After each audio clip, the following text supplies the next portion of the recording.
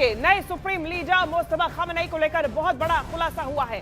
दावा किया गया कि मुस्तफा खामेनेई इजराइल और अमेरिकी हमले में चंद सेकंड के फासले से बाल बाल बचे थे। 28 फरवरी को तेहरान में अमेरिका और इजराइल का अटैक हुआ था और इसमें मुस्तफा खामेनेई के पिता की मौत हुई थी, जिसके बाद उन्हें सुप्रीम लीडर बनाया गया। और अब जानकारी सामने आ रही है कि मुस्तफा खामेनेई भी अमेरिका और इजराइल के हमले से बाल बाल बचे। कुछ ही सेकंड का अंतर था, मुस्तफा खामेनेई भी वहीं पर मौजूद थे और बाल बाल बच गए थे, लेकिन उनके पिता अयातुल्ला अली खामेनेई की मौत इसी हमले में हुई थी। ये जो पूरा युद्ध है इसमें एक बड़ी जानकारी सामने आई है और इस युद्ध को लेकर ये बड़ा अपडेट है, यानी कि अमेरिका की तरफ से इजराइल की तरफ से जो 28 फरवरी को हमला किया गया था, जिसमें ईरान के उस वक्त के supreme leader Ayatollah Ali Khamenei को मार गिराया गया था, जिसमें दावा किया गया था उनके पूरे परिवार की मौत हो गई।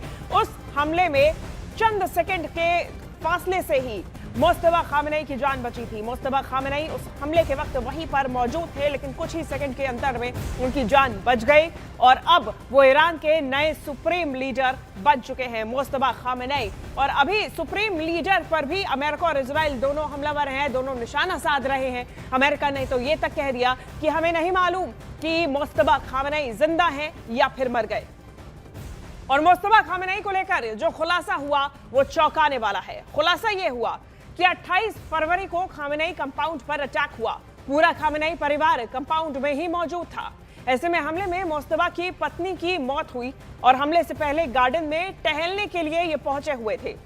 गार्डन में टहलने के दौरान अटैक हुआ, बारूद से मुस्तफा के पैर जख्मी हो गए। ये जानकारी अब मुस्तफा खामेनेई को लेकर सामने आई है और ये भी जानकारी है कि मुस्तफा खामेनेई इस वक्त घायल है और 28 फरवरी को जो अटैक हुआ था उसी में मुस्तफा खामेनेई के पैर में गंभीर चोट आई थी। बारूद से उनके पैर जख्मी हो गए थे, जिसके बाद अभी भी उनका इलाज जारी है। हालांकि अभी तक मुस्तफा खामेनेई की तरफ से कोई भी आधिकारिक दुनिया के सामने, पब्लिक के सामने अभी तक सामने नहीं आए हैं।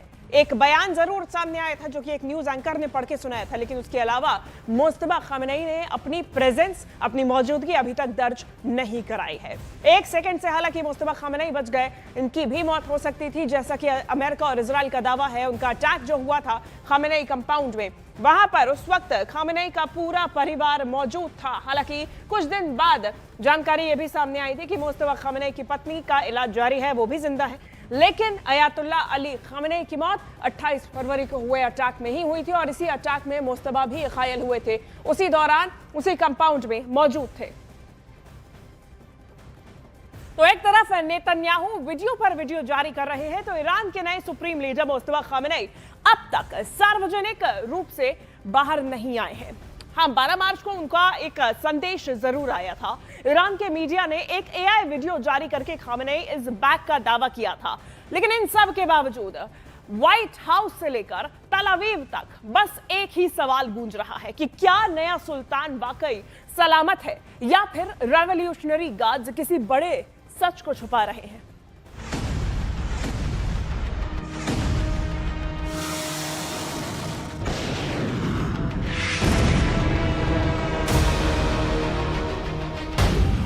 तेरह मार्च को ईरान के मीडिया ने ये एआई वीडियो जारी करके अमेरिका को ललकारा था।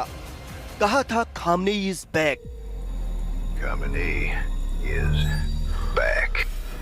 इसके अलावा 12 मार्च को ईरान का नया सुप्रीम लीडर बनने के बाद मुस्तफा खामेनेई ने पहली बार आधिकारिक बयान जारी किया था।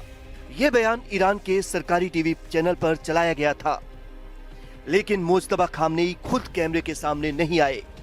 उनके बयान को एक न्यूज एंकर ने पढ़कर सुनाया था, यानी ना मुस्तफा का चेहरा दिखा था और ना ही उनकी आवाज सुनाई दी। और इसीलिए अमेरिका और इजराइल दोनों पूछ रहे हैं कि मुस्तफा खामेनेई कहां हैं। खबर तो ये तक है कि अमेरिका मुस्तफा का सुराग देने वाले को 92 करोड़ रुपए का इनाम देगा।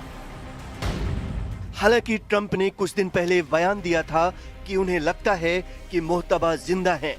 ट्रंप ने कहा था कि उन्हें लगता है कि मुस्तफा को काफी नुकसान पहुंचा है, लेकिन वो किसी न किसी रूप में जिंदा हो सकते हैं। ट्रंप को लगता है कि मुस्तफा जिंदा है, लेकिन उन्हें ये नहीं पता कि वो कहां हैं और इसीलिए इजराइल और अमेरिका मुस्तफा को ढूंढने की तमाम कोशिशें कर रहे हैं।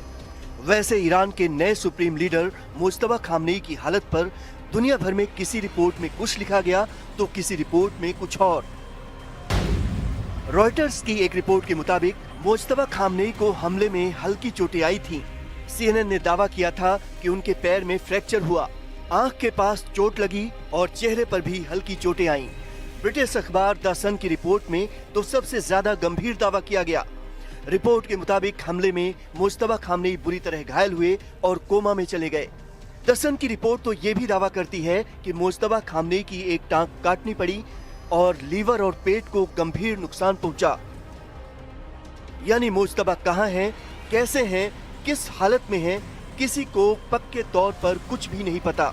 इस बीच कुवैत के एक अखबार अल जरीदा ने तो नया ही दावा कर डाला। अखबार की रिपोर्ट कहती है कि 28 फरवरी को हुए जिस हमले में अली खामनेई की मौत हुई थी, उसमें मुज्तबा भी घायल हुए थे। इसके बाद चुपचाप उनको एक रूसी सैन्य विमान से मॉस्को भेजा गया था। रिपोर्ट में कहा गया है कि खामनेई की टांग की सर्जरी सफलतापूर्वक हुई और अभी भी वो मॉस्को के एक निजी अस्पताल में भर्ती हैं। यानी नया दावा ये कहता है कि मुज्तबा ईरान में नहीं, रूस में है। और अगर ये सच है तो ट्रंप का मुज्तबा का हाल उनके पिता जैसा करने का सपना फिलहाल पूरा होता नजर नहीं आ रहा। और ईरान के सुप्रीम लीडर मुज्तबा खामेनेई को लेकर अमेरिका के राष्ट्रपति डोनाल्ड ट्रंप ने बड़ा बयान दिया। ट्रंप ने कहा कि मुज्तबा खामेनेई के बारे में कई बातें चल रही हैं। कुछ कह रहे हैं कि वो घायल, कुछ कह रहे हैं कि मुज्तबा खामेनेई की मौत हो चुकी है। ट्रंप ने आगे कहा, मुझे नहीं पता मुज्तबा खामेनेई जिंदा है कि नहीं, पर यह बात कोई नहीं कह रहा कि मुज्तबा खामेनेई पूरी तरह से ठीक है। A lot of people are saying that he's badly disfigured. They're saying that he lost his leg, one leg, and he's been hurt very badly. Other people are saying he's dead. Nobody's saying he's 100% healthy, and he hasn't spoken. और पश्चिमी Asia में छिड़ा महायुद्ध हर रोज और भयानक हो रहा है। Israel और ईरान के बीच मिसाइल और ड्रोन अटैक्स का सिलसिला थमने का नाम नहीं ले रहा। कुछ ही घंटों में ईरान की तरफ से कई बार इजराइल को निशाना बनाया गया। वहीं लेबनान और वेस्ट बैंक में भी तनाव बढ़ गया है। इराक में अमेरिकी ठिकानों पर ड्रोन अटैक्स हुए, जबकि तेहरान में अमेरिका और इजराइल के खिलाफ प्रदर्शन तेज हो गए हैं। दूसरी ओर जंग के डर से ईरान से लोग अब ट्रेन के जरिए तुर्की पहुंच रहे और युद्ध से जुड़ी ये 12 तस्वीरें इस जंग के हालिया हालात बयां कर रहे हैं। इन 12 तस्वीरों को आप देखिए तो मध्य पूर्व में तैनात अमेरिकी एयरक्राफ्ट कैरियर जलालदार फोर्ट पर लगी आग ने हालात बिगाड़ दिए। मीडिया रिपोर्ट में दावा किया गया कि हादसे के बाद 600 से ज्यादा सैनिकों को बिना सुविधा के ही छोड़ दिया गया और उन्हें कई रातें बिना बिस्तर के ही बितानी पड़ी। पिछले हफ्ते कैरियर पर आग लग गई थी, जिसे बुझाने में क्रू को 30 घंटे से ज्यादा समय लगा और कई सैनिकों को धुएं की वजह से सांस लेने में दिक्कत हुई, जबकि 2 को हल्की चोटों के बावजूद इलाज दिया गया। ये हादसा उस समय हुआ जब ये कैरियर ईरान के साथ चल रहे अमेरिका इजराइल युद्ध का हिस्सा बनकर ऑपरेट कर रहा था।